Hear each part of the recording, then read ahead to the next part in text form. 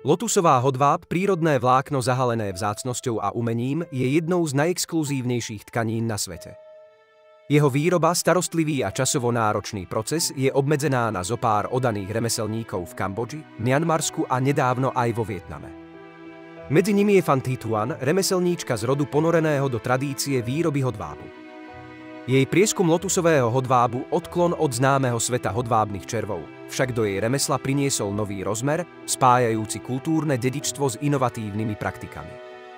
Cesta lotusového hodvábu začína s ikonickou rastlinou, lotosovým kvetom, ktorý je vo Vietname uctievaný ako symbol čistoty a vytrvalosti. Na rozdiel od bežného hodvábu, ktorý závisí na usilovnej práci hodvábnych červov, lotusový hodváb si vyžaduje ľudskú precíznosť v každej fáze. Hodvábne červy, ubytované v priestranných táckach, neúnavne točia kukly zo zlatých vlákien po tom, čo ich neustále krémia morušovými listami. Na výrobu iba 1 kilogramu hodvábu je potrebné stovky týchto hmyzu, no ich prirodzené inštinkty zjednodušujú mnoho procesu. Na druhej strane, práca s lotusovým hodvábom spočíva úplne na ľudskom umení a trpezlivosti. Proces začína výberom a zberom stoniek lotusových kvetov, čo sa vykonáva počas kvitnúcej sezóny od apríla do októbra. Každá stonka obsahuje takmer nepostrehnuteľné množstvo lepkavých, jemných vlákien, ktoré musia byť ručne vyťahované. Vlákna sú krehké a musia byť spracované do jedného dňa, kým si udržia svoju vlhkosť. Ak sú povolené na predčasné vysušenie, stanú sa krehkými a nepoužiteľnými, čo pridáva pocit naliehavosti do remesla. Tento denný záväzok na zber a spracovanie stoniek zdôrazňuje oddanosť potrebnú na udržanie kvality lotusového hodvábu. Po vyťažení sa vlákna starostlivo rolovajú do jemných nití a nechajú sa vysušiť. Táto fáza je obzvlášť jemná, pretože vlákna sa môžu ľahko zlomiť pod napätím alebo nesprávnym zaobchádzaním. Sušené nite sa potom merajú, ručne navíjajú a nakoniec tkajú na tkaninách pomocou tradičných krosien. Každý krok vyžaduje precíznosť, pevnú ruku a intímne porozumenie vlastnostiam materiálu. Napriek ich krehkosti počas výroby sa tkané vlákna transformujú na pozoruhodne odolnú tkaninu, ktorá vyniká kombináciou jemnosti, priedušnosti a elasticity, ktorá ju odlišuje od hodvábu aj ľanu. Rozsah výroby je skromný, čo odráža náročnú povahu remesla. S tímom iba 20 pracovníkov môže dielňa Phan Thi Thuan vyrobiť medzi 10 a 20 šálmi každý mesiac. Jeden šál, merajúci iba 25 cm, môže stáť viac ako $200. Táto vysoká cena odráža nielen prácne spracovanie, ale aj exkluzivitu konečného výrobku. Textúra lotusového hodvábu, ktorá kombinuje luxusný pocit tradičného hodvábu s praktickými vlastnosťami ľanu, zaujala nielen turistov, ale aj medzinárodné módne značky, ktoré hľadajú jedinečné materiály. Napriek svojej príťažlivosti zostáva remeslo výroby lotusového hodvábu výnimočné.